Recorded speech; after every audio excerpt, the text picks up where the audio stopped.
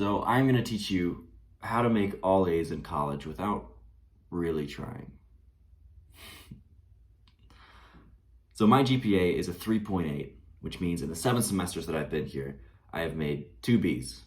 Out of 35 plus classes, I've made 2 B's. The rest have been A's. Fuck you, Business 101, by the way.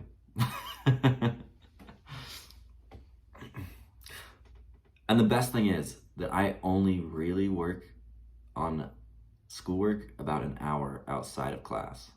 About an hour a day on average. And I do this because I manage my work right and I pay attention in the right places. And I'm going to give you the 6 biggest tips that I use to do this so that you can start making better grades and using less time than most of your peers to do so. Because I want to free up your time to be able to do other shit, right? Because school is great, school is important if that's the path you're going for, but it should not be your whole life, right? You should not be stressing yourself. You're stressing yourself out with this shit like too much, because you also have to live your life while you're still in school too. So also, before anyone comes at me with intellect is hardwired, you're just smart, Luke. It's not, right? So there's some part of intellect, maybe we're gonna go into some bro science here, bro science alert. There's some parts of intellect that are given to you at birth, but a good portion of that is something you can control. And it's just because when you learn things, you literally change the way your brain is. Your brain is immensely malleable, which means you can get better at learning. And that's what some of these tips are here to help you do, is to help you get better at learning. And just by doing these tips and researching more on the subject if you want, you can become more intellectual. You can have you can work your way to a higher intelligence.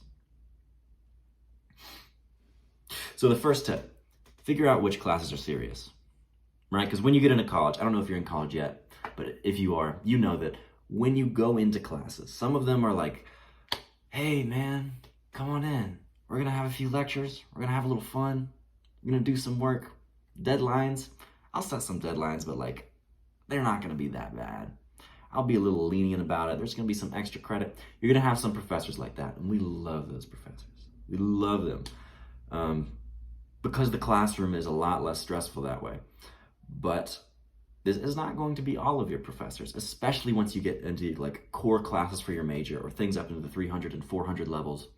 I cannot guarantee that you're only going to have to work 1 hour per day on some of these. Like some classes, you're going to get professors which are assigning 3 hours of homework like per night. Like that's going to happen.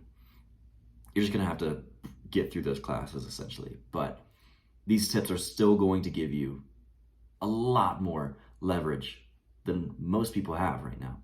So firstly, figure out which classes are serious ones, which ones you need to hit those deadlines for, which ones you need to start like really hunkering down, paying attention and getting your shit done for, and which ones you can kind of put off a little bit, because this is going to set up your priorities, which classes you're going to prioritize over others. So the first week, I want you to get a good handle on this. When you're going to class, understand how the professor works, what he thinks. Actually read the syllabus. All right, before you go into class, read the syllabus. At least skim it. And understand specifically attendance. What's their attendance policy? Do you get points off for not attending? Late work. What is the late work policy? How strict are these deadlines? And personal, like professor quirks. So things that these professors want from you, because all professors are going to have certain quirks, whether it's you have to use their full name in an email and not spell it incorrectly, or else they're going to not respond to you, or whatever it is. You're going to have some quirky professors. Understand what they want from you so that you can not have problems down the line that are like bullshit, right? Like writing an email the wrong way. Tip number 2, when you're in class, actually pay attention. Big thought, I know. But most university students that I go to school with, to be fair, I'm in the business college. I'm a marketing major. I don't know if that has any role in this, but a lot of the students in classes that I'm with aren't even paying attention during class. Again, it depends on how serious this professor is, but a lot of the time, it's like me and one other student participating in class. It's sad, dude, but the time is going to pass anyway. You're going to be in that class. You're going to be attending this lecture anyway. Why not just pay attention? Because if you do, that means that outside of class, you're not going to have to work as hard to learn this material. It's going to be a lot easier to grasp because you are actually listening to what the professor said.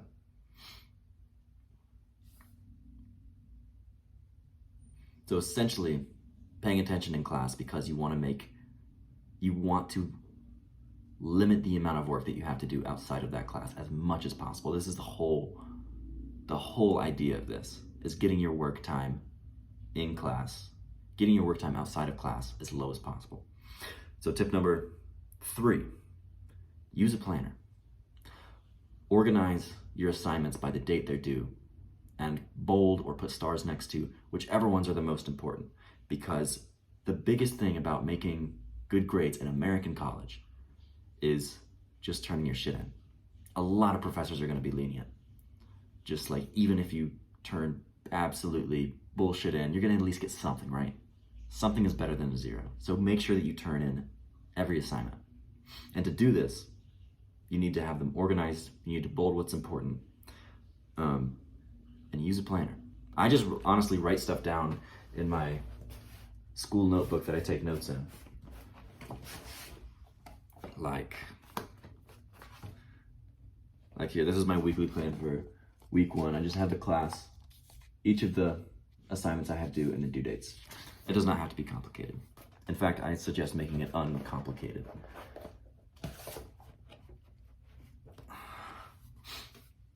Tip number 4, study time does not equal mastery. So right here, really pay attention to this because this is where some meat is.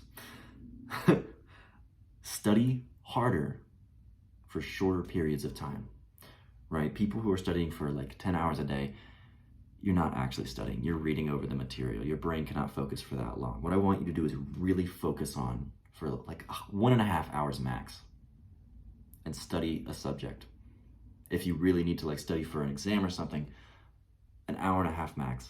Study fucking hard. Like, go in there with the intent to learn this shit. There was this thing in Deep Work by Cal Newport that he liked to talk about as a Roosevelt intensity. So Roosevelt would spend every day when he was in school until 4 p.m., other than lunch breaks, classes, and working out. Every second he had from 4 p.m., he would work intensely, with intensity, flying through pages of his books, writing all the notes down that he possibly could until 4 p.m. And then after 4 p.m., he'd quit and have the rest of his day free to do whatever. And what he didn't get done, he didn't get done. And he didn't make like all A's or the greatest grades, but he did pretty well. And he had time to go on and like focus on these other passions in life that he had. And that's what I want for you. I want you to balance your life with school and also other shit. So work with a Rooseveltian intensity. Another huge tip, make abstract concepts concrete and personal. And so whenever you have some abstract concept in one of your textbooks that you don't understand, try as best as you can to put this into real world terms, relate it to something personal in your life. So if you're studying biology, think, man, muscles sure are weird. I don't understand how they're made, but I understand that muscle fibers are torn and then are repaired again. This is like whenever I go and work out and hit these sets on the bench, whenever I'm really struggling to get that last rep, I bet my muscles are fucked up. I bet they are messed up, dude. That's how you remember this stuff, is you make it concrete and personal to you. I haven't taken biology in a long time, which is why my example is immensely simple. But you get the idea. Relate this stuff back to your life. Another thing for making your study time really focused and intense is testing yourself. This is the best way to make sure that you actually know content, is to test yourself. So make quizzes. Look up a Quizlet. Look up Quizlet for your classes. This is super helpful, super important. Some classes just have straight Quizlets that you can look off of and take the note cards. If there's not one, maybe make one. especially retake the quizzes that these professors give. Because what this does is you're bringing up things in your memory. Your brain is trying to guess the answers and come to conclusions. And if you get it right, that's great. If you get it wrong, that's fantastic, because now you know what you really need to focus on to improve. And just by trying to recall it and getting that right or wrong, it's cemented in your brain even more. Like, it's easier for you to remember because you've taken a quiz on it.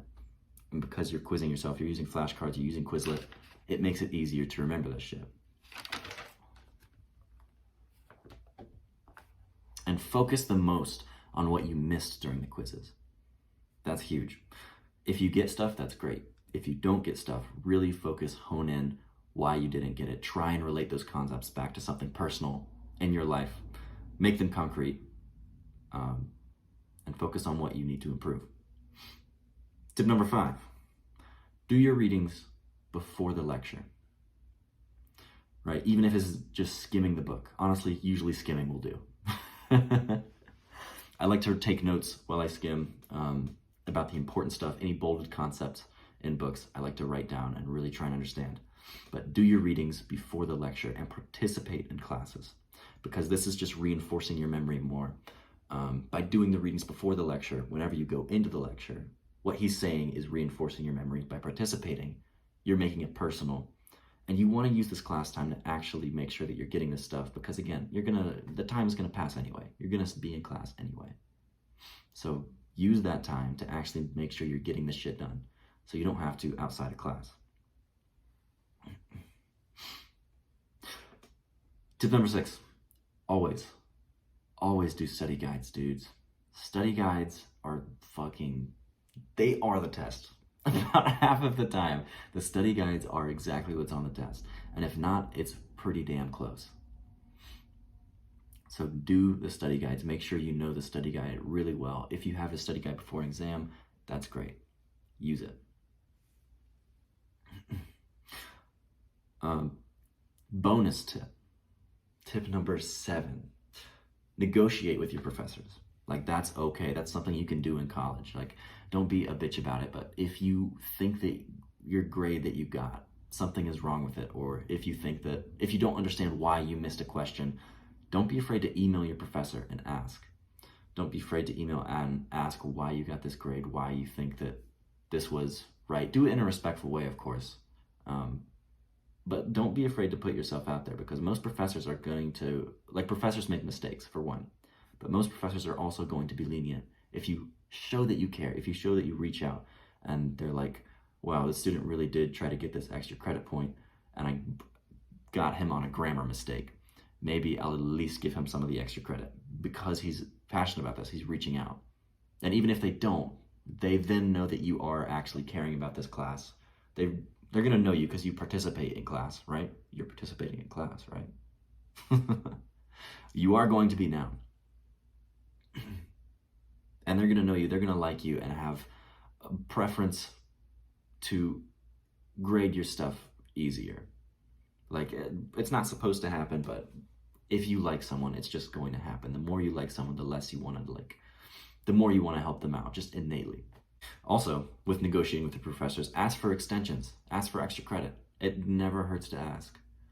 Unless the professor has explicitly stated that they are never going to do it and they are really serious about it, go ahead and ask, because why not?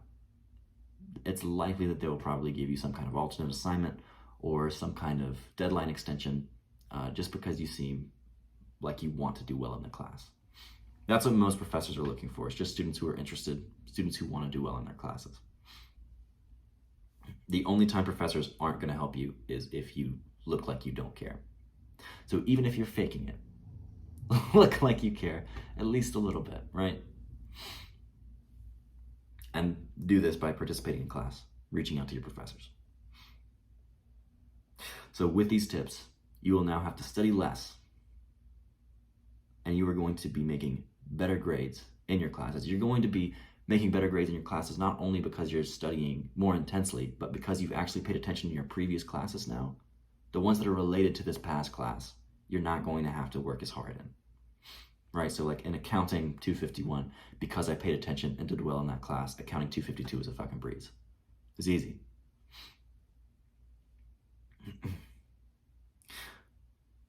Do these things so that you have good grades, but so that you also have time to focus on what else matters in your life. Go be social. Go have fun with your friends. Go work on side hustles that you're passionate about. All of your life does not revolve around college. It is important, but also going out and doing other things and having a balanced life is going to make you even better at college. Act now, become unstoppable. Bonus tip. Number 8, do get sleep. Get good sleep at night, at least 8 hours. I go for 10. I sleep 10 hours every night because I'm a fucking crazy man. But sleep is very important to learning. There's this book called Why We Sleep by Matt Walker. Super, super good.